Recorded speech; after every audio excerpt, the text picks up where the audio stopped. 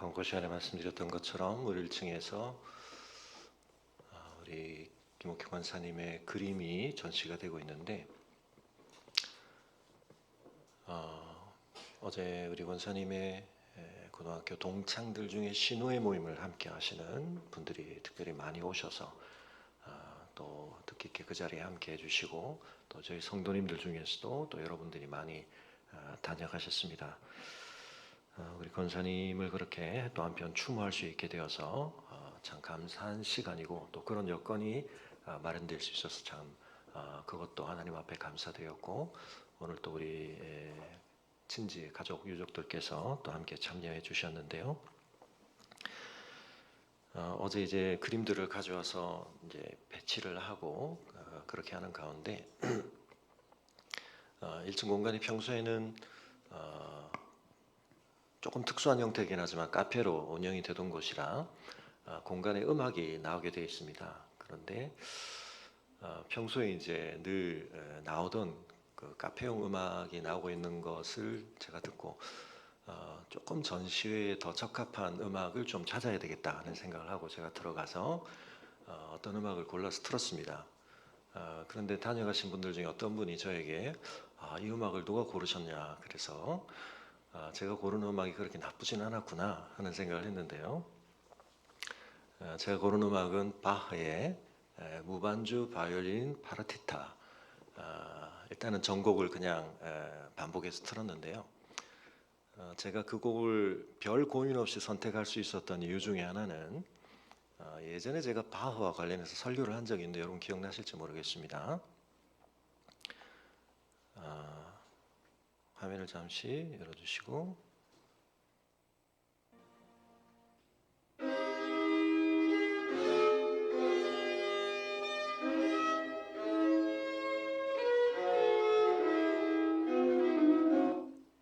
화면이 안 나오나요? 잠깐만요.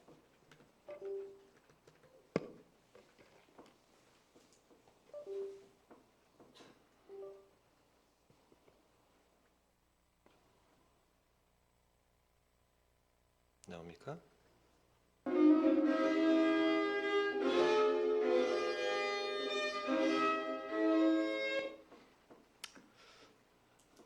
이 곡이 샤콘느라고 붙여진 이 파르티타 2번 중에서도 5악장인데요. 바이올린 연주자들이 가장 연주하기 힘들어하는 곡 중에 하나라고 뭐 저는 직접 제가 연주를 안 해봐서 모르겠습니다만 알려져 있기도 하지만 물론 이 곡의 해설에 있어서는 뭐 통일되게 그것이 정설이다는 건 아닌 것 같습니다만 바흐의 곡들이 많은 신앙적인 종교적인 그런 내용들을 가지지만 이 곡을 쓸 때 바흐의 실제적인 자기 현실 속에 아내를 사별했던 시기에 썼기 때문에 이 이번 전체 중에서 5악장이 굉장히 비대칭적으로 긴데요. 그래서 이 곡은 바흐가 자기보다 먼저 세상을 떠난 아내를 추모하며 쓴 곡이라고 많은 사람들이 그렇게 이해하기도 합니다. 그래서 그런 마음에서 제가 이 파르티타 전곡을 했었는데 뭐 이 곡뿐만 아니라 다른 곡들도 사실은 이 곡은 어떤 이 곡들은 춤곡으로 그렇게 또 해석되기도 하고 어쨌든 이 파르티타라는 게 이제 변주곡이기도 하고 모음곡이기도 한데요. 그렇게 해석이 되는데 그래서 우리 권사님의 그림들이 다양하게 모아져 있고 또 한편 우리가 추모의 마음을 갖기도 하지만 그러나 어떤 또 장례식과는 다르게 우리 권사님의 생애에서 소중한 솜씨, 마음이 깃들어 있던 많은 것들이 펼쳐지는 그런 의미에서는 춤이라고 하는 게 우리의 몸을 통해서 우리의 많은 것들이 이렇게 표출되는 거죠. 그래서 권사님께서 저와 만나셨을 때도 꼭 생전에 꼭 해보고 싶으셨던 것 가운데 전시회가 있다고 하셨는데 우리 권사님 워낙 좀 이렇게 완벽주의를 지향하시기 때문에 어쩌면 살아생전 건강이 괜찮으셨더라도 전시회를 못 하실 수도 있었겠다. 계속 그림을 다듬으시고 싶으셔서 어떻게 보면 근데 지금은 이제 권사님께서 이제 모든 것을 내려놓으시고 먼저 떠나셨기 때문에 그 그림들을 우리가 이렇게 그냥 그 마무리되어 주신 상태로 보게 되는데 인물작가 협회에서 오신 분들이 그러나 그 그림들을 보시고도 굉장한 수준으로 그림들이 또 그려져 있다 이렇게 평가를 하셨다고 합니다. 제가 이 음악에 대한 이야기로 다시 시작을 한 이유 중에 하나는 바흐에게는 좀 미안하지만 바흐가 자신의 음악이 BGM으로 사용된다는 것에 대해서 어떻게 생각할지는 잘 모르겠습니다. 그러나 우리에게는 뭐 그 정도죠. 아무리 바흐가 썼더라도 우리는 백그라운드 뮤직 정도로 듣지. 물론 이 가운데 계신 분들은 또 굉장히 음악 자체를 열심히 들으신 분도 계시겠지만 우리는 어울리는 음악을 찾습니다. 내 현실, 내 상황, 이 모든 것에 어울리는 음악을 우리는 찾죠. 그리고 그걸 누리는 정도면 괜찮습니다.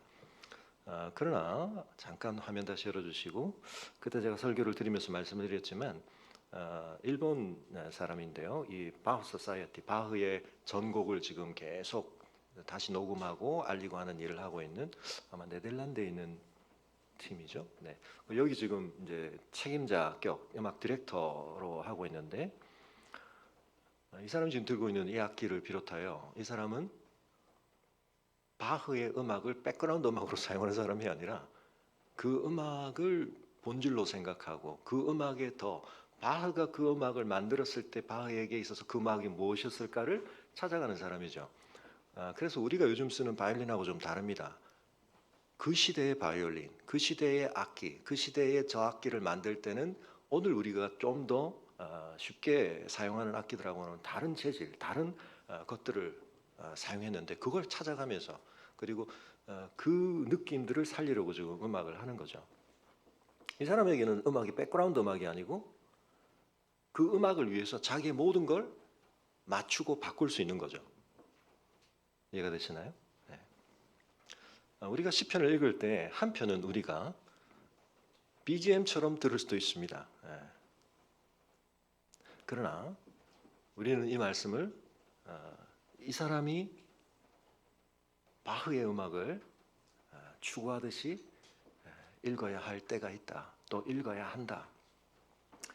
그 중에서도 우리 지난주에 이어서 73편 오늘 다시 한번 우리가 보는 것은 이것이 전체 5권 중에서 가운데 있는 3권을 시작하는 노래이기도 하지만 제 개인적으로도 이 시편 73편은 제 신앙에서 참 중요한 영향을 미쳤던 시편이기도 하고 요한 웨슬레가 세상을 떠날 때 아내와 더불어서 읽었던 그런 시편이기도 하고요. 수많은 믿음의 사람들의 삶에 결정적인 영향을 끼쳤던 시편 중에 하나입니다. 그래서 사실 이미 우리가 앞서 읽었던 시편 중에 이 시편하고 굉장히 비슷한데 나중에 확대될 겁니다. 제가 말씀드린 시편인데 기억하시나요 혹시?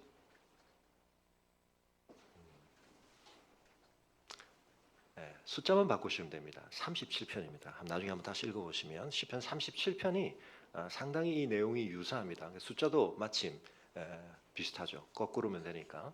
시편 37편 그러나 73편은 우리에게 굉장히 중요한 메시지를 전해주고 있는데 저도 처음 신앙을 가진 게 제가 중학교 올라가면서였기 때문에 저도 모르게 제 안에 깃들어 있었던 많은 어떤 기독교적 성경적 세계관과는 다른 제 나름 안에 이미 어린 나이지만 받아들여져 있던 많은 것들이 말씀을 통해서 때로는 씻겨지고 재조정되고 변화되는 그런 과정들을 거쳐갔는데 그럴 수 있었던 굉장히 중요한 것 중에 하나가 이제 시편이었습니다. 옛날에는 기도원 협회라는 데서 성경을 많이 나눠줬었는데 거기 신약과 시편이 붙어 있었습니다. 늘 조그만 성경. 학교 갈 때 그걸 가지고 가기는 어려우니까 버스 안에서 전철 안에서 시편을 늘 읽었고요. 그래서 많은 신앙의 선배들이 저만 그랬던 게 아니고 나중에 보니까 매일 시편 한 편 정도 읽는 것. 우리는 통독도 하고 지금 큐티도 합니다만 그런 영적 습관이 꽤 많은 사람들에게 있습니다. 그 어느 때부터 시작을 해서 이 시편은 제 영혼 속에 굉장히 많은 영향들을 미쳐왔지만 그 중에서도 이 73편은 대단히 중요한 우리가 곱씹어야 할 메시지를 담고 있다는 말씀을 드렸는데요. 시편 전체가 우리에게 서론적으로 총론적으로 선언했던 매우 분명한 진리 1편과 2편이 딱 선포하고 시작하는 누가 이 세상에서 정말 복된 사람인가 하나님의 율법 하나님의 말씀을 깊이 묵상하고 받아들이고 하나님이 인정하여 세운 이상적 통치자, 하나님의 다스림에 순종하는 사람, 다 그렇게 선포하고 시작을 했는데 계속 이어지는 내용들 속에서 우리는 그 선명하고 분명해 보이던 진리가 과연 정말 우리의 삶에 적용 가능한 실효성이 있는 진리인가에 대해서 끊임없는 반론, 반문이 제기되어지는 그런 상황들을 보게 되었고 3권에 이르러서 분명하게 그 메시지를 1절과 마지막 절은 선포하고 있습니다. 하나님은 참으로 이스라엘 중 마음이 정결한 자에게 선을 행하시는 분이시다. 하나님께 가까이함이 내게 복이다. 내가 주 여호와를 나의 피난처로 삼아 주의 모든 행적을 전파하리다. 굉장히 분명하고 중요한 진리를 담고 있습니다. 근데 그 안은 뭐가 있죠? 뭘 가득 채우고 있습니까? 이 진리가 내 현실 속에서, 내 삶 속에서 인정되기가 얼마나 어려웠나, 체감하기가 얼마나 어려웠나 하는 이야기를 하고 있는 것입니다.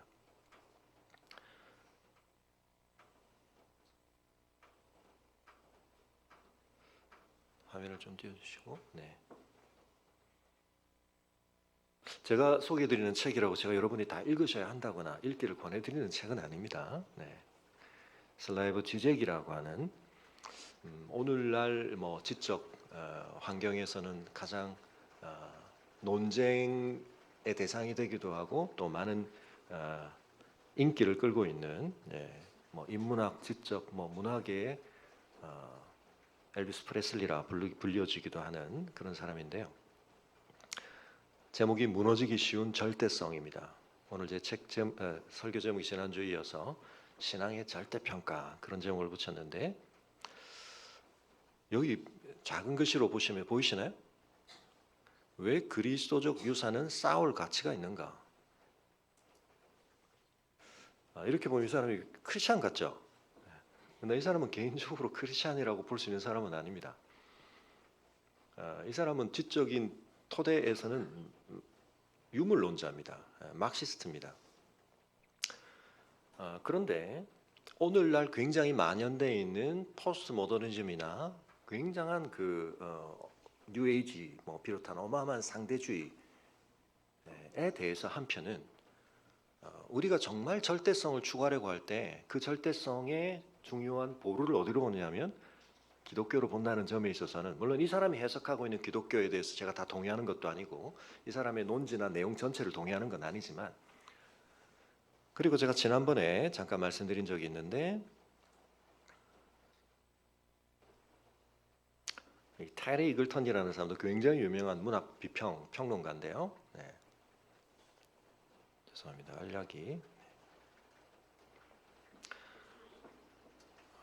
이성과 신앙 그리고 혁명. 그런데 뭐에 대한 지금 내용이냐면 God 디베이트에 대한 겁니다. 이 책은 도킨스 계열의 특히 도킨스가 하고 있는 신에 대한 신랄한 비판과 공격에 대해서 논평을 하는 겁니다. 그런데 이 사람도 막시스트입니다. 네. 뿌리 깊은 막시스트입니다. 이런 말씀을 드린 이유는 사실은 막시즘이나 유물론하고 기독교는 근본적으로 굉장히 다른 뿌리를 가지고 있죠. 그런데 이 사람들이 왜 기독교에 대해서 강력한 공격을 하는 사람들에 대해서 이런 논평을 하거나 이런 어떤 한편은 그들의 논지 전체가 우리를 옹호하는 건 아니지만 이런 노선을 구축하는가? 이유는 뭐냐면 지금 이 시대에 어마어마한 상대주의가 만연해 있기 때문입니다. 여러분 진화론이라고 하는 것이 생물학의 지배적인 지금 패러다임이 되면서 사실은 그게 어마어마한 학문적인 방법론이나 많은 부분에 있어서도 변화들을 가져다 주고 있습니다. 그것 중에 하나가 뭐냐면 결국 상대주의입니다. 자, 여러분 절대라는 말에 대해서 화면 닫아주시고요. 절대라는 말은 한자 아닙니까? 상대, 절대한테 대자는 같은데 절자가 무슨 절자죠? 절대할 때 절자가 한자로 무슨 절자일까요? 네? 절교할 때 절자죠. 끊을 절자입니다. 끊을 절자. 대라는 건 마주하다. 또는 뭔가 우리가 이 대한다는 것은 비교하는 거죠. 그러니까 비교를 끊는 거죠. 어떤 의미에서는 비교를 버리는 겁니다. 상대는 서로 대하여 비교해 보는 거죠. 예. 자, 그런 점에 있어서 절대라고 하는 것은 어떤 의미에서 우리의 삶에 있어서 한편은 굉장히 유용하기도 하고 우리가 많이 사용하는 뭔가를 서로 비교해 보는 것에 대해서 그걸 좀 다르게 처리하는 겁니다. 그래서 우리가 상대평가, 절대평가. 상대평가는 뭡니까? 친 사람들 중에서 등급을 나눠서 잘 친 사람에게 A 몇 프로 주는 거지만 절대평가는 그들 각자가 몇 점만 넘으면 똑같이 A 뭐 이렇게 주는 건데요. 아까 말씀드렸던 슬라이브 지적이 무너지기 쉬운 절대성에서 사실은 이제 불교라든지 불교 사상, 포스트 모더니즘과 불교하고는 굉장히 비슷합니다. 이론론적인 세계관이라는 점에 있어서. 근데 그 중에서 결국 어떤 부분이 굉장히 중요하냐면 고통을 바라보는 문제. 우리의 세계관을 구별짓는 여러 가지 지점들이 있지만 고통을 어떻게 이해할 것인가. 우리 그리스도의 십자가의 제일 마지막 챕터, 완전한 진리의 제일 마지막 챕터 제목이 뭐라고요? 고통의 문제를 다룹니다. 고통을 어떻게 우리가 바라봐야 되는가.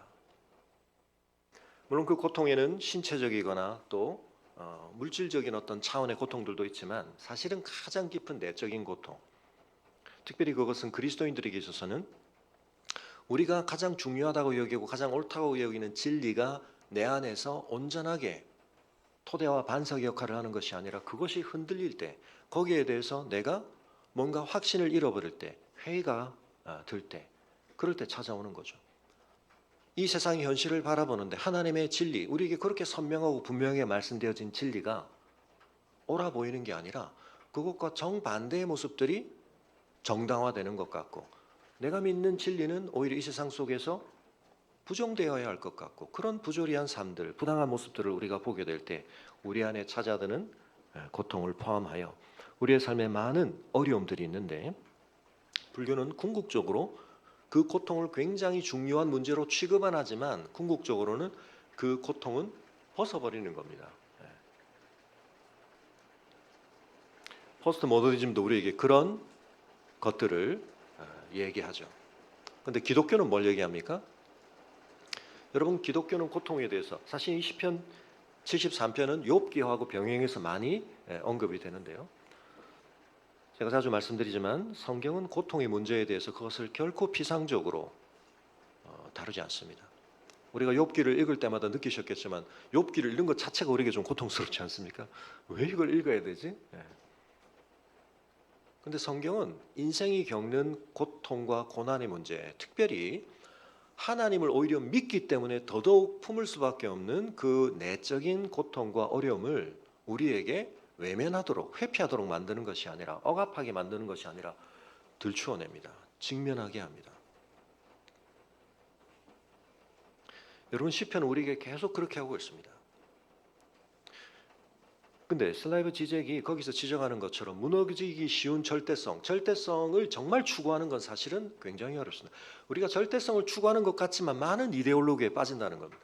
심지어 거기도 뭐도 포함되어 있냐면 우리가 기독교라고 생각하는 어떤 것들도 거기 포함되어 있습니다. 우리는 신앙생활을 한다고 말하지만 사실은 진정한 초월과 진정한 절대성을 추구하는 게 아니라 슬쩍 어딘가에서 상대주의로 빠져버립니다. 그렇게 될 때 우리는 결국 하나님의 참되신 실제 그것에 우리의 토대를 두는 게 아니라 적당한 어딘가에서 이미 내 속에 깃들어 있는 어떤 만족이나 내 안에 어쩌다 보니까 형성된 기준에 대한 충족이면 거기서 오케이 스톱하는 겁니다. 나아가지 않는 겁니다. 성장하지 않는 겁니다. 씨름하지 않는 겁니다. 근데 성경은 우리에게 좀 처절하리만큼 우리를 안주하게 하지 않습니다. 우리를 몰아붙입니다. 그래서 우리의 신앙생활의 목표점이 여러분 고통과 어려움이 없는 삶의 특별한 길이 열리는 것이 아니라 우리가 지금 큐티하고 있지만 베드로전서 뭘 계속 강조합니까? 너희가 당하는 여러 가지 시험과 고난 그걸 오히려 어떻게 여겨야 하고 그 속에서 뭘 바라봐야 하고 그것이 어떻게 작용하도록 해야 할 것인가 그걸 가르치고 있죠. 사랑하는 성도 여러분, 진정한 절대성을 추구한다는 것은 사실은 굉장히 피곤한 일입니다. 근데 그건 다른 어떤 상대적인 것이 줄 수 있는 만족이나 그것에 의해서 누릴 수 있는 것과는 비교할 수 없는 것이 거기 있기 때문에 우리가 그걸 추구하는 겁니다. 하나님의 진리만이 진정으로 우리의 삶의 절대적 진리다. 우리가 그 사실을 참되게 믿을 때에, 그리고 그것을 깨달아가는 과정 속에서 우리가 겪는 것이 그 진리에 정말 우리가 서게 되었을 때 얼마나 나에게 참된 유익인가 하는 것을 깨달아야 하는 것입니다. 여러분, 그 점과 관련해서 상대적인 비교를 우리가 벗어나는 것은 오늘 이 시편을 통해서 다시 한번 확인해야 할 너무나 당연하고 우리에게 익숙한 진리이지만 굉장히 중요한 진리입니다. 왜 지금 이 아삽이 어려움에 빠졌다고요? 내 눈앞에 있는 형통하고 있는 악인의 모습과 나의 처지를 상대적으로 비교하다 보니까, 서로 비추어 맞대응시키다 보니까 마음에 굉장한 어려움이 오기 시작했다는 겁니다. 여러분, 성경 속에서 가장 먼저 살인이 저질러진 이유가 뭐죠? 형제 사이의 비교의식이었습니다. 가인과 아벨 사이에. 여러분, 창세기를 흘러가는 가장 심각한 악의 계승은 그 문제에서 계속 이어지죠. 가인과 아벨로 끝나지 않았습니다. 그 이후에도 형제들 사이에 많은 어려움들이 있지만, 여러분, 아브라함이라고 하는 언약의 집안, 언약의 조상의 집안 안에도 이스마엘과 이삭 사이에, 이삭의 집안 안에도 야곱과 그 형제들 사이에, 형제라고 하는 그래도 DNA를 공유한 그 집안의 형제 안에서 죽일 듯이 싸우고 실제로 죽이려고 하고 정말로 죽였습니다. 여러분, 그게 우리 안에 있는 죄의 모습입니다. 하나님이 예배를 받으셨냐 안 받으셨냐 이것 가지고도 죽일 마음이 생긴다는 겁니다. 그래서 여러분, 예수님의 십자가형을 만들었던 수많은 사람들 안에 있었던 작용했던 죄가 있지만, 가장 중심 세력이었던 종교 지도자들이 예수님을 왜 죽이려고 했다고요? 빌라도가 딱 보니까 빌라도 눈에는 보였습니다. 그게 뭐였죠? 시기입니다. 시기. 그건 어디서 생기는 거죠? 백성들이 이전에는 자기들을 종교적으로 굉장한 권위자라고 생각했는데 예수님을 추종하기 시작하자. 여러분, 우리의 마음속에서 끊임없는 상대적 비교 속에서 내 존재의 위치감, 내 자존감, 여러분, 이걸 우리가 자꾸 확인하려고 할 때 이런 문제가 생기는 겁니다. 그래서 맥스 루케이드 목사님이 동화처럼 썼지만 그 속에 굉장히 중요한 진리가 들어있죠. 펀치넬로 이야기. 사람들이 전부 뭐합니까? 서로를 계속 비교하면서 둘 중에 하나를 합니다. 퍼포먼스가 안 좋은 사람에게 잿빛 점표를 붙이고 안 좋은 평가를 하고, 잘한 사람에게 금빛 별표를 주면서 계속 상대 평가를 하면서 거기서 우월감을 느끼기도 하고 엄청난 열등감을 느끼기도 하고. 근데 거기 누가 나타나죠? 루시아라고 하는 여자가 나타나는데 얘는 몸에 아무것도 안 붙어 있습니다. 이상한 아이죠. 사람들이 얘를 굉장히 문제 많은 아이로. 왜? 그 사회 시스템에서 벗어나 있는 거예요. 얘는 별표를 붙여도 안 붙고 점표를 붙여도 안 붙고. 중요한 얘기라죠. 그건 왜 붙는다고요? 어마어마한 접착제가 있어서 붙는 게 아니라, 우리 이번에 그 풀장에 구멍이 나가지고, 우리 지난주에 저랑 임수성 집사님이 물을 받고 보니까 이제 구멍이 난 거예요. 그래서 사실 안에서 이제 떼워야 되는데, 어제는 이제 물을 다 비우고 우리 강동인 집사님이 안에서 이제 열심히 또 떼워 주셨습니다만, 밖에서 막 떼우려고 했는데, 그래서 이제 이 다이소에 가가지고 보통 접착력 가지고 안 되니까 3M에서 나온 강력한 접착을 막 찾아가지고 했는데, 발견한 것 중에 하나는 그 방수 테이프도 붙이고 있는데, 역시 이 초록색, 녹색 테이프의 접착력이 굉장히 강하다. 그래서 방수 테이프로 붙이고 팍 이거 붙이고 막 이제 그렇게 해가지고 겨우 지난주는 면했는데요. 왜 금빛 별표와 잿빛 점표가 우리 몸에 붙느냐? 거기 3M 이중 강력 접착제가 있어서 붙는 게 아니라 뭐라고요? 내가 그걸 중요하게 여기기 때문에 그게 나한테 붙는다는 겁니다.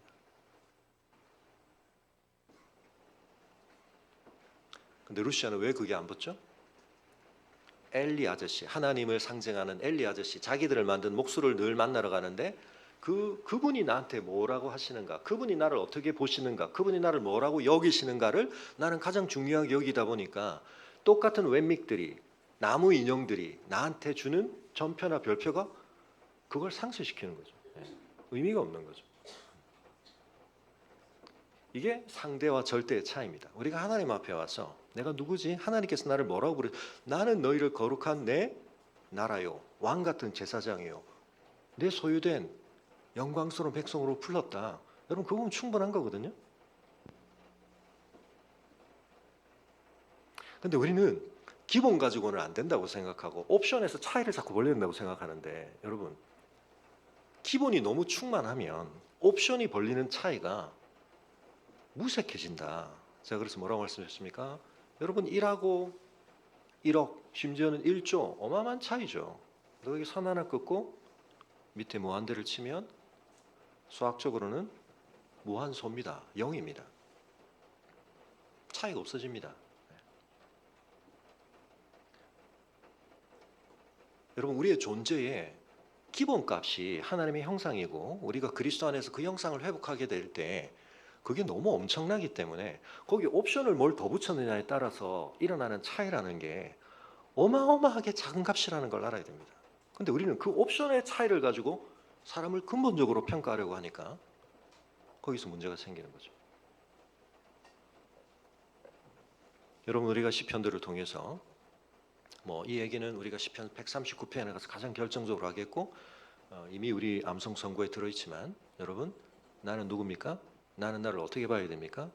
내 주변에 있는 사람들이 나에게 보여주는 시선과 평가 우리가 어쩔 수 없이 의식해야 하고, 한편은 우리가 그 안에서 살아가야 합니다. 그러나 여러분 그게 진짜 나는 아닙니다. 우리가 죽음 앞에 서게 될 때 깨닫게 되는 거죠. 케르케고르가 신 앞에 선 단독자라는 중요한 개념을 얘기했던 것처럼 내가 누군지에 대해서 분명하게 내가 평생 알고 확신하고 살아있던 답은 그 답을 가진 채 그 토대 위에서 사는 것이어야 하는데, 우리가 지난 한 주간 동안도 하나님이 나를 어떻게 보시지? 하나님이 나를 누구라고 하셨지? 하나님이 나를 어떤 존재로 빚어가고 계시지? 거기에 우리가 초점을 맞추지 못하고 끊임없이 상대적인 비교. 여러분 그래서 베드로전서를 우리가 읽고 있지만 얼마나 복음서의 베드로와 다릅니까? 어마어마하게 성장을 했죠. 근데 그 베드로가 복음서 안에서도 제일 성숙했던 모습이 뭐죠? 그래도 예수님을 부인했다가 회개하고 예수님을 부활한 채 만나서 사명까지 부여받았는데, 여러분 그 순간에도 베드로가 마지막에 어떤 책망을 듣습니까? 예수님하고 그렇게 좀 네가 나를 사랑하느냐? 제가 주님을 사랑하는 주님이 아십니다. 내 양을 먹이라. 그런 영광스러운 사명도 부여받았는데 그래놓고 옆에 요한 보고, 근데 목사님 쟤는 어떻게 돼요? 그만 신경 꺼라. 걔는 걔 길이 있고 너는 너 길이 있는 거고. 그런 말씀이죠. 저도 어쩔 때 가끔은 고속도로 위에서 쓸데없는 스피드 경쟁을 할 때가 있습니다. 우리가 같은 데를 가는 사람도 아닌데 서로 다른 인터체인지에서 빠져나갈 건데 왜 거기서 갑자기 우리가 스피드 경쟁을 하는지. 여러분 우리 인생의 타임 스케줄과 우리의 궤적은 하나님 앞에서 다 고요한 겁니다. 그러나 때로 우리가 그런 상대적인 비교에 의해서 어떤 것들을 좀 비추어 볼 수 있죠. 또 어떤 분발을 할 수도 있고 또 어떤 것들에 대해서 우리가 점검을 할 수도 있습니다. 그러나 여러분 잊지 마십시오. 특히 우리 푸른들, 청년들, 어릴 때 우리가 자라는 또래들이 굉장히 중요한 영향을 미치고 거기서 나의 자아에 대한 많은 이제 피드백을 받기 때문에 굉장히 영향을 많이 미치게 되는데, 그때는 막 1년 선후배 엄청난 차이죠. 근데 그 친구들하고 내 인생을 계속 같이 가는 게 아닙니다. 이 사람이 잃어버렸던 게 뭡니까? 하나님의 진리 앞에서 그 진리를 뭐에 비춰보니까 내 눈앞에 있는 악인의 형통하고 딱 비춰보니까 하나님의 진리가 진리로 받아들여지지 않고 오히려 그 진리에 대한 회의와 의심이 찾아들면서 진리를 붙들고 살아야 되고 진리가 붙잡아주는 삶을 살아야 되는데 거기서 내가 흔들리기 시작하니까 위태로워지는 겁니다. 미끄러지기 시작하는 겁니다. 지난주에 말씀드렸던 것처럼 7가지에 걸쳐서 이 악인의 모습들이 묘사가 되어 있었는데요. 오늘 다시 그 내용을 반복하지는 않겠습니다만, 심지어는 저러다가 죽을 때라도 꽤 고통스럽게 죽을 줄 알았는데 죽을 때도 고통이었고, 일반인들이 모두 겪는 고난과 재앙도 없고 교만과 후한을 두려워하지 않고 폭력을 일삼고 온갖 음모와 계획으로 가득 차 있고 사람들을 능욕하고 학대하고 그들을 협박하고 심지어는 하나님을 비방하고 사람들에게 악한 말을 내뱉고 다른 사람들을 실족하게 하는 이런 일을 벌이는 7가지니까 이게 굉장한 완전수죠. 이런 사람들이 버젓이 활개치고 승승장구하고 인생에서 성공을 하고 있는 것처럼 보이는 현실 앞에서 나는 하나님 앞에 말씀대로 살려고 내 마음을 정결하게 하려고 부단하게 애쓰고 노력하는데 이게 헛일처럼 보인다는 겁니다. 근데 그건 결국 뭐죠? 우리 인생이 성공했다 아니다 만족스럽다 아니다의 기준을 뭐로 본 겁니까? 세상적인 편안함, 세상적인 풍족함. 물론 그게 우리의 삶에서 무시될 수 없고 중요한 요인이긴 하지만 그걸 너무 절대화시킨 거죠. 그러고 나니까 의미 있다고 생각했던 일에 대해서 다 갑자기 부질없어지고, 여러분이 아삽이 만약 정말 이 시를 썼다면, 아삽은 지난주에 말씀드렸던 것처럼 일종의 오늘날로 말하면 찬양대 지휘자 내지는 찬양팀 리더였을 가능성이 있습니다. 그러니까 이 사람이 지금 어디를 가다가 맨 마지막에 중요한 걸 깨닫습니까? 하나님의 성소. 성소로 왜 갔을까요? 어쩌면 이 사람이 맡은 일이 성가대 지휘자라 그날 같으면 예배 안 가고 싶은데 가야 했을 수도 있을지 모르겠습니다. 때로 여러분 우리에게 직분이나 역할이 맡겨지는 게 큰 도움이 될 때가 있죠.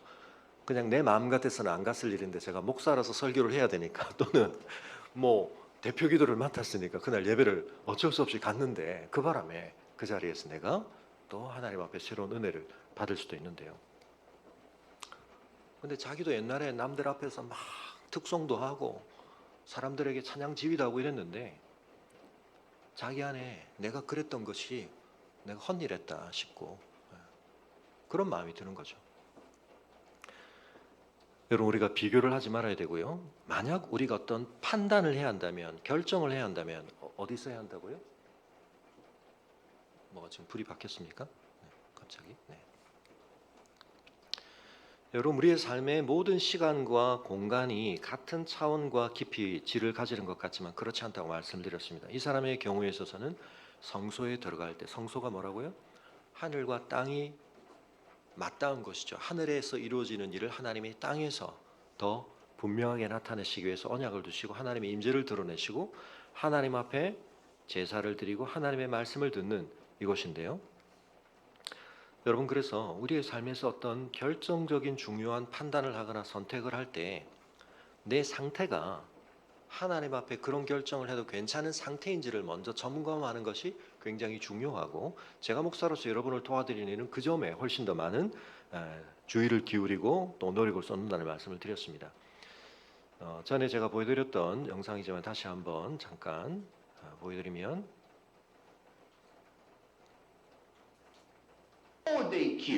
네, 소리는 잠깐 끄겠습니다.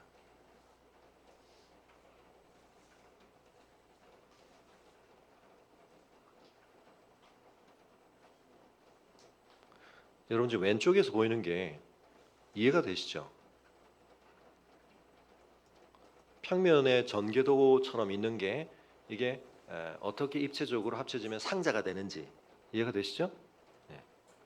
자, 그런데 이게 이해가 되시는지 한번 보십시오. 왼쪽은 이해가 되는데 오른쪽 이해가 되시나요?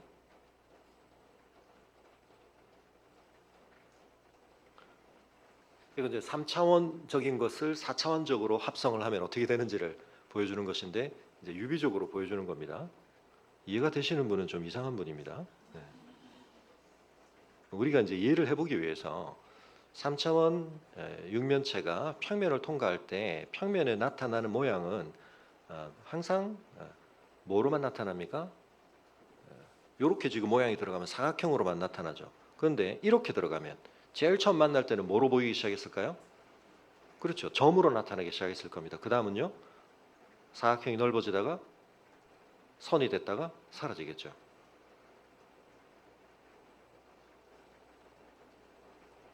이해가 되시나요?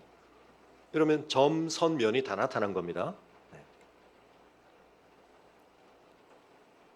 근데 이걸 이제 3차원, 4차원으로 다 이렇게 만나면 이제 제일 복잡한 형태가 나타날 텐데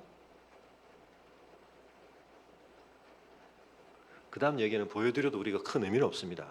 네. 우리는 3차원 이상의 어떤 것을 이미지화할 수가 없습니다, 사실은. 네. 근데 여러분, 하나님의 차원이, 하나님의 실제성이 진정한 절대성으로 존재한다는 걸 우리가 알면 우리의 존재는 그 하나님의 절대성으로부터, 하나님의 초월성으로부터 온 것입니다.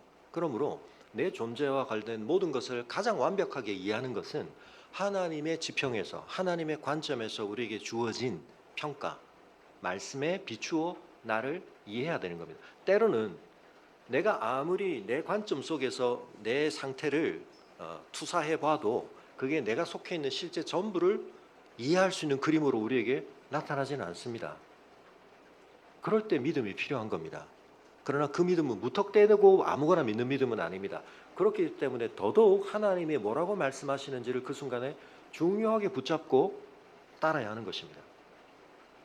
근데 그때 내가 내 상황이 제대로 그려지지가 않으니까 하나님의 말씀의 초월성이 단순할 때는 이해가 되는데 내 상황이 복잡해지고 나면 그게 말씀은 그렇게 얘기하지만 내 상황의 이 복잡함이 말씀에 다 안 담기는 것 같고 오히려 세상의 어떤 것들이 나를 더 잘 비춰주는 것 같고 나를 더 이해시켜주는 것 같고 그래서 우리가 거기 그 수준으로 전락해서 무너지기 쉬운 절대성을 포기하고 상대성으로 치닫게 돼서 그렇게 살면 당장은 내가 하마터면 큰일 날 뻔했어. 말도 안 되는 걸 내가 믿고 살았어. 그렇게 내가 느껴지지만 큰일 나는 겁니다. 근데 그때 진정한 씨름을 하게 될 때 어떻게 된다고요?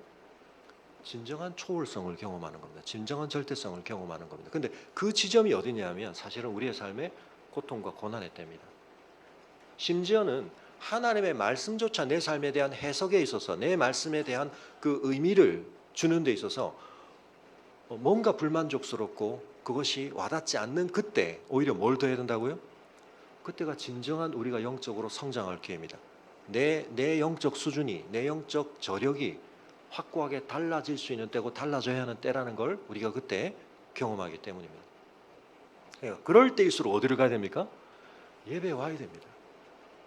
그럴 때일수록 성경 통독을 해야 됩니다. 그럴 때일수록 안 되지만 뭘요?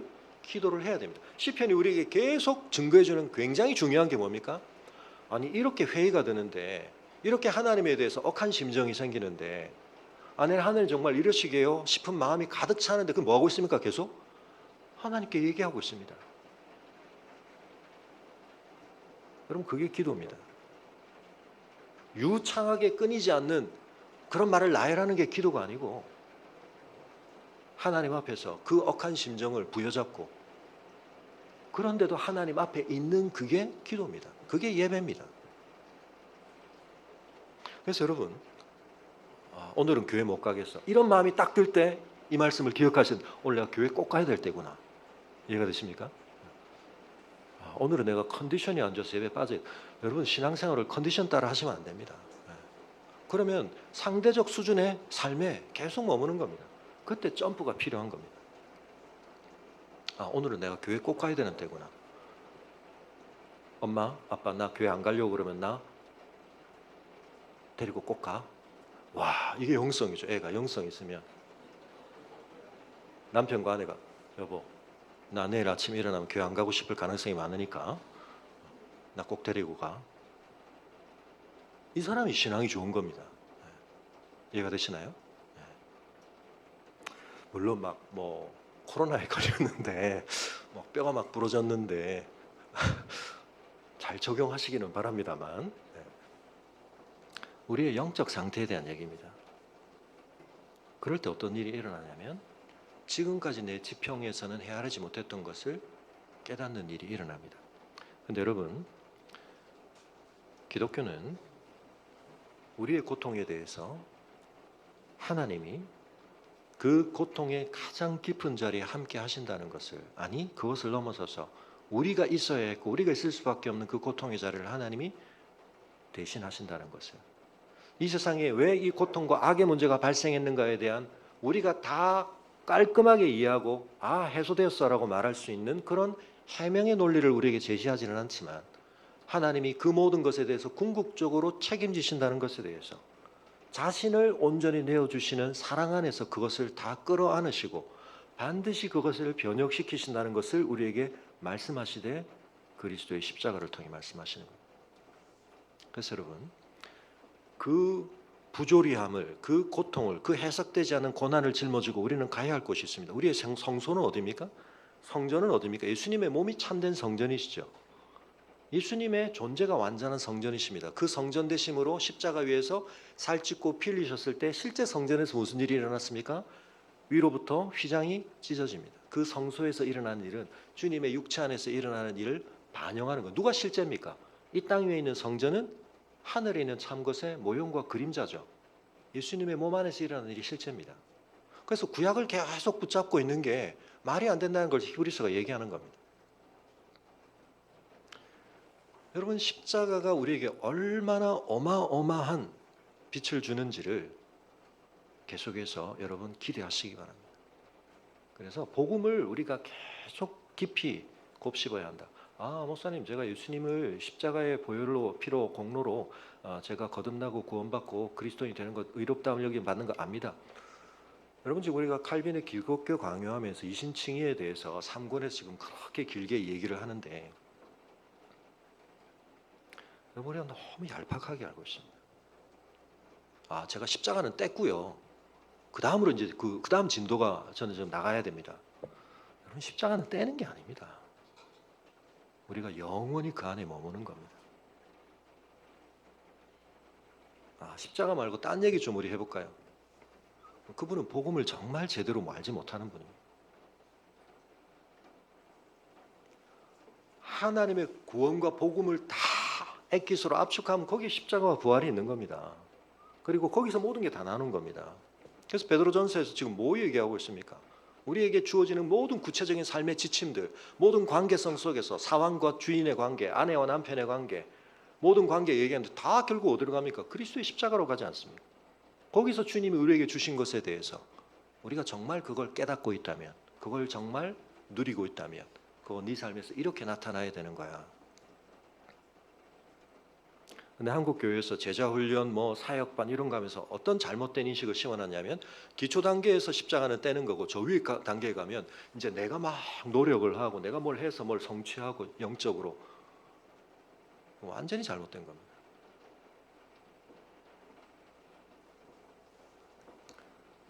여러분, 우리가 영원토록 십자가로 돌아가는 분산학습을 계속해야 됩니다. 인터벌을 두고 십자가로 계속 돌아가야 됩니다.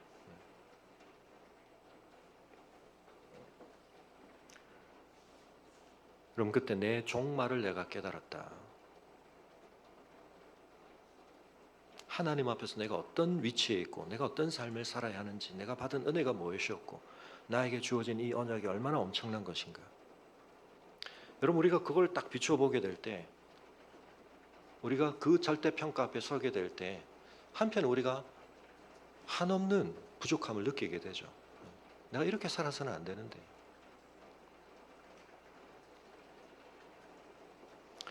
근데 그걸 가지고 우리가 또다시 하나님 앞에 나아갈 때, 오늘 이 시편의 마지막 헌신, 사람이 깬 후에는 꿈을 무시함 같이, 여러분, 그래서 진정한 깨달음을 얻고 나니까 우리가 꿈이 어떨 때는 우리의 감정과 심지어는 행동까지 막 어쩔 때는 막 꿈에서 막 싸우게 되기도 하고 막 도망을 가기도 하고 막 놀라서 소리를 지르면서 깨기도 하고, 만큼 꿈은 그 꿈의 바운더리 안에서는 우리에게 어마어마한 실제처럼 느껴집니다. 근데 깨고 나면 그게 허상이라는 걸 알죠. 더 참된 리얼리티를 우리가 느끼기 때문에 마찬가지입니다. 하나님의 말씀의 실제성을, 그 하나님의 살아계신 그 은혜 안에서의 우리의 삶에 대한 이해를 우리가 온전히 하게 될 때에, 그걸 무시하는 사람들이 야, 이게 실제야, 이게 삶이라는 거야 라고 말했던 것에 혹해서 우리가 정말 그런가 하고 내렸던 판단들, 거기에 대해서 어떻게 생각한다고요? 내가 나 자신을 볼 때 내가 또 한 번 죄송하지만 내가 짐승처럼 여겨질 만큼 내가 무지했구나. 그리고 깨닫는 게 뭡니까? 내가 이제는 항상 주와 함께 해야 되겠다. 주께서 내 오른손을 붙드시기 때문이다. 내가 붙든 손으로 내 신앙생활을 하는 게 아니라 나는 때로 그 손을 놓을 수 있지만 주님이 나를 당신의 권능의 손, 오른손으로 나를 붙들고 계셨구나. 나는 이렇게 흔들렸는데 주의 교훈으로 나를 인도하시고 후에는 영광으로 나를 영접하실 주님. 하늘에서는 주 외에 누가 내게 있고 땅에서는 주밖에 내가 사모할 자 없나이다. 여전히 악인의 입이 하늘에 있고 혀가 땅에 두루 다닌다고 말했지 않습니까? 현실에는 그렇습니다. 땅 하늘을 악인의 모습들이 가득 채우고 있지만 이제 깨고 보니까 어떻게 해요? 하늘에는 주밖에 내게 없고 땅에는 주밖에 내가 사모할 자가 없어. 여러분 이 꿈이라는 걸 지금 구운몽처럼 얘기하시면 안 됩니다. 색즉시공 공즉시색. 이 현실이 공이다 그 얘기는 아닙니다. 이 현실 안에도 굉장히 중요한 리얼리티가 있죠. 그러나 이 리얼리티는 2차원이 3차원 안에서 봐줘야 그게 진짜 제대로 조망된 2차원인 것처럼 그렇게 우리 현실을 보는 새 눈을 연다는 뜻입니다. 내 육체와 마음은 쇠약하나 하나님은 내 마음의 반석이시요 영원한 분깃이시라. 내 육체와 마음이 쇠약해지는 현실도 받아들일 수 있습니다. 나에게 영원한 분깃이 있다는 것을 알기 때문에 무릇 주를 멀리하는 자는 망하게 될 것이다. 한때 자기가 그럴 뻔했죠. 음녀같이 주를 떠날 뻔했습니다. 이제는 그가 깨닫습니다. 하나님께 가까이함이 내게 복이라. 내가 주 여호와를 나의 피난처로 삼아 주의 모든 행적을 전파하리다. 여러분 우리의 마음속에 하나님으로부터 멀어지게 하는 많은 판단들, 많은 경험들, 많은 느낌들, 많은 사실들이 있습니다. 그러나 여러분 그걸 또다시 하나님의 말씀에 조명 아래에서 내 심령 안에서 다시 한번 우리가 그것들을 붙들고 실험할 때 우리 안에서 나와야 할 이 결론, 우리가 하나님께로 더 가까이 가야 되겠다. 하나님께서 우리에게 가장 가까이 오신 그 지점 십자가를 향해 나아가야 되겠다. 우리의 모든 고통은 십자가의 고통 앞으로 가야 비로소 거기서 제대로 조명을 받을 수 있습니다. 우리가 가진 모든 그 부조리에 대한 우리의 질문과 의문은 하나님의 십자가 앞으로 갈 때 거기에서 비로소 새로운 전환을 맞이할 수가 있는 것입니다. 사랑하는 성도 여러분, 우리의 삶에 있어서 많은 어려움들이 있습니다. 고난이 있습니다. 해석되지 않는 문제들이 있습니다. 화면을 잠시 띄워주시고 우리에게 이제 이런 그림들이 보여질 때 뭐지? 싶습니다. 보이시나요? 근데 이게 어느 지점에서 보여지면 이렇게 보입니다. 누군가는 이 지점에 서서 보라고 그림을 그린 거죠. 근데 그 가까이에서 이 그림을 봤던 사람들은 그 그림이 보일까요? 안 보이겠죠. 이게 뭐 낙서도 이런 이상한 낙서를 해놨을까 싶지만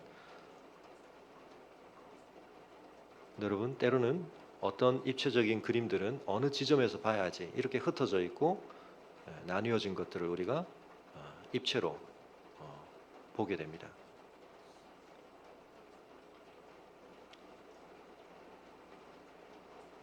예전에 보여드렸던 그림들인데요.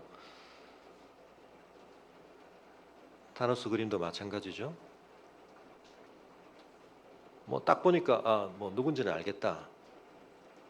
타노스를 그리려고 하는구나. 모양도 어느 정도 나타나고. 근데 왜 이렇게 그릴까? 다 그리고 났는데 왜 점점 완성됐던 것 같은데 왜 다시 이렇게 해버리지? 다 그렸는데 이렇게 됐습니다. 어떻게 해야 되죠? 이 사람이 그림을 잘 그리다가 망치는 것 같죠? 뒤집는 겁니다. 우리는 지금 이 사람이 뭐 하고 있는 걸 봤습니까?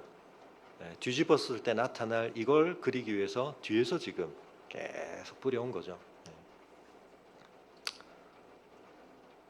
전에 제가 자주 보여드렸던 이런 그림들, 굉장히 회개한 그림들이 이상한 그림들입니다. 그러나 이 그림들은 요 동그라미 가운데 있는 동그라미에 실린더를 세웠을 때 이제 거기 나타날 모양을 위해 그린 그림들이죠.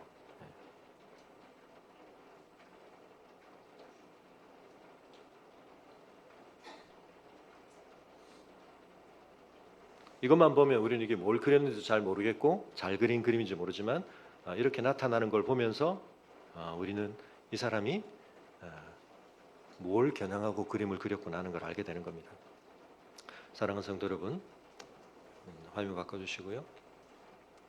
우리의 삶의 중심에 하나님의 말씀이 있고 십자가가 있을 때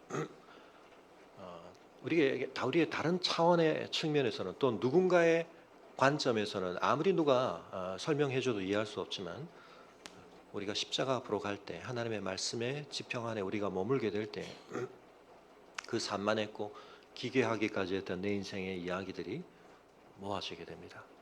그 속에 담겨있는 진정한 뜻을 우리는 깨닫게 됩니다. 여러분, 우리가 그 길을 가되 홀로 가지 않고 함께 격려하며 가게 하셨는데요, 우리가 이 시편 73편을 불렀던 믿음의 선배의 모습을 보다 보니까 이게 나만 겪는 일이 아니구나, 누군가가 이런 처절한 경험을 했구나, 우리의 신앙의 길이 그렇게 선명하고 확고하고 그러지만은 않구나, 흔들리는구나, 그러나 이 길을 끝까지 가야 되겠구나, 우리가 그 마음을 품고 다시 한번 주님 앞에 찬양하기를 원합니다. 우리 믿음과 삶 지난주에 했던 우리 찬양 함께 하겠습니다.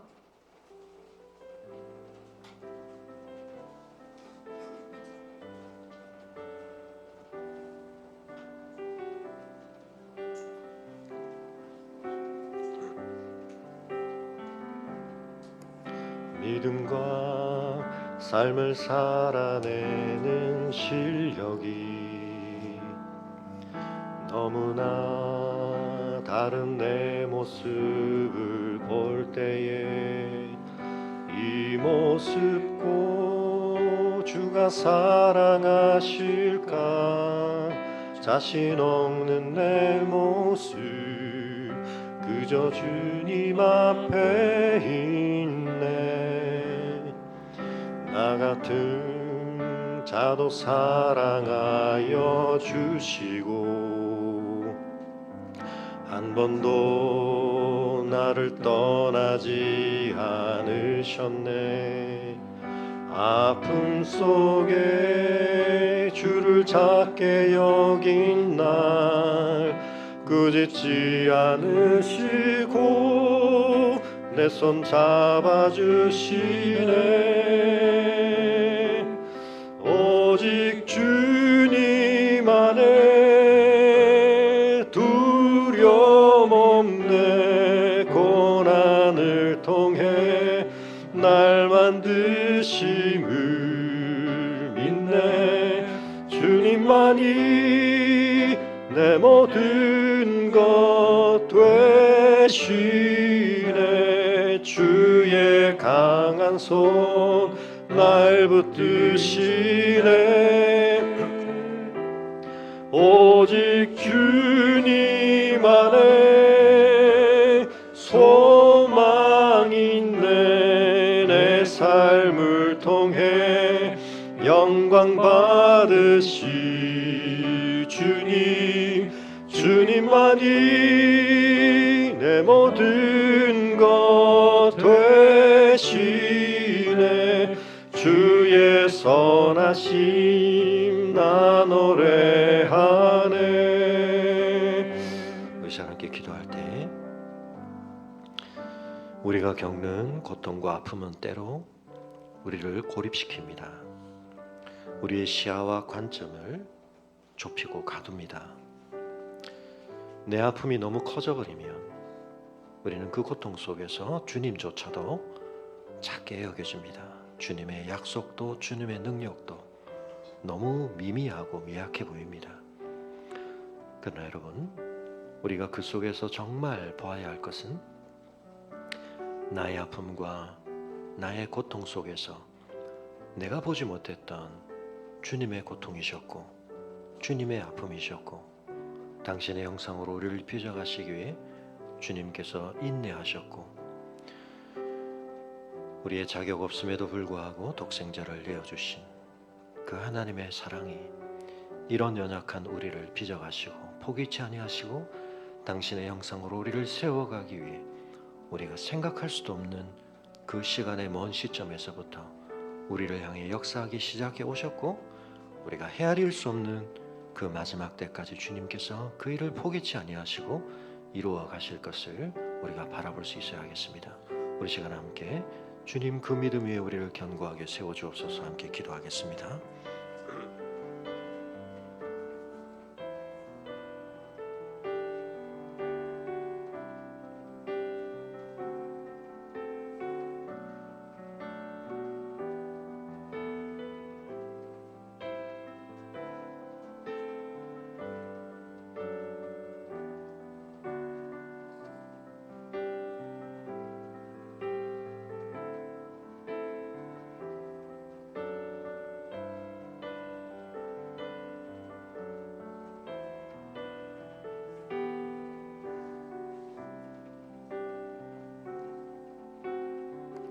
우리 함께 일어서서 찬양하겠습니다. 은혜로 날 보듬으시고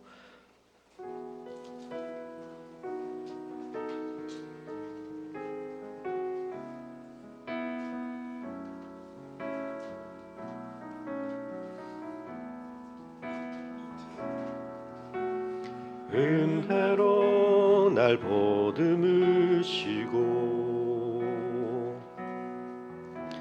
사랑으로 품어주셔도 내 마음 한 자락도 지키지 못하는 이 모습 부끄럽습니다. 따스한 곁을 내어주신 주님 앞에 나아갑니다. 표현 못할 긍휼로 나를 붙드시는 주 이름만 바라봅니다. 매일 마주한 슬픔을 견뎌나가며 주 예수의 마음을 닮아가네.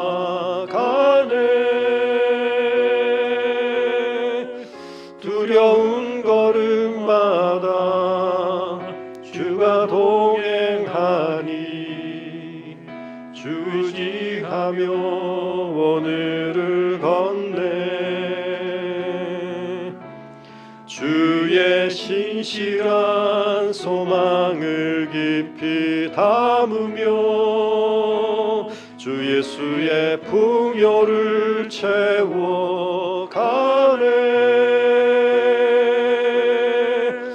하나님의 자녀로 명예 지켜가며 깊어진 삶을 주께 드리네. 주의 약속이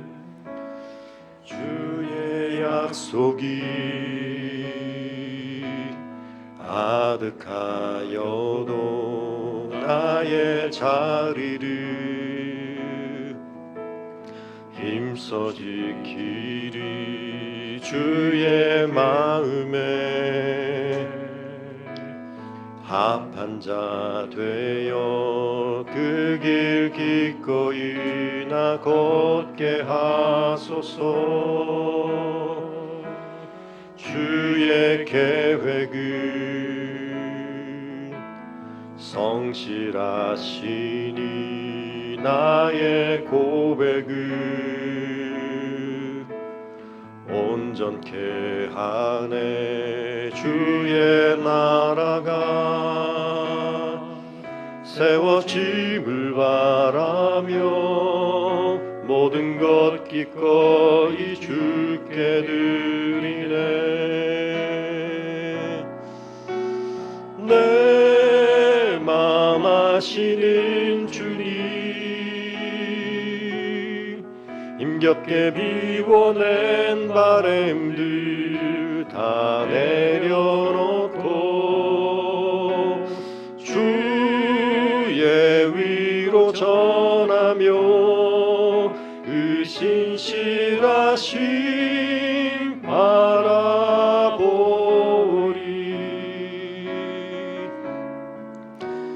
주 많은 자들이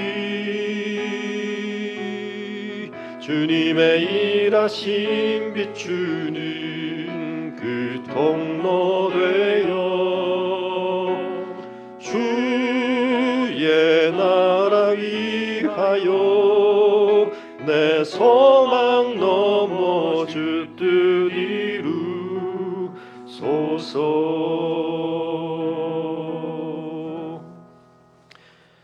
이제는 우리 주 예수 그리스도의 은혜와 아버지 하나님의 그 크신 사랑과 성령의 감화 감동 교통하심이 때로 하나님의 말씀조차 상대화되어 보일 만큼 우리의 삶을 세차게 휘감고 요동시키는 우리의 현실의 부조리함과 어려움과 고통과 고난 속에서도 오히려 주의 성소를 향해 주의 약속의 말씀을 향해 주의 십자가를 향해 나아가기를 포기치 아니하고 주 앞에 나아가 주 앞에서 내 삶을 나의 현실을 새롭게 깨달으며 더욱 주님 앞으로 가까이 나아가는 삶 이루어가기를 소원하는 주의 성도들의 걸음 위에와 우리 앞서 이 땅의 그 믿음의 삶을 아름답게 감당하시고 이제는 주의 품 안에서 복락 누리시는 우리 김옥기 권사님의 영과 이제는 그곳에서 이 땅을 바라보시며 남은 유족들이 주 앞에 동일한 믿음과 소망으로 이 거친 광야 같은 세상 속에서 믿음의 경주 아름답게 마감하며 다시 만날 날을 기대하시는 그 아름다운 영혼과 유족들의 걸음 위에 지금보다 영원토록 함께 하시기를 간절히 축원하옵나이다.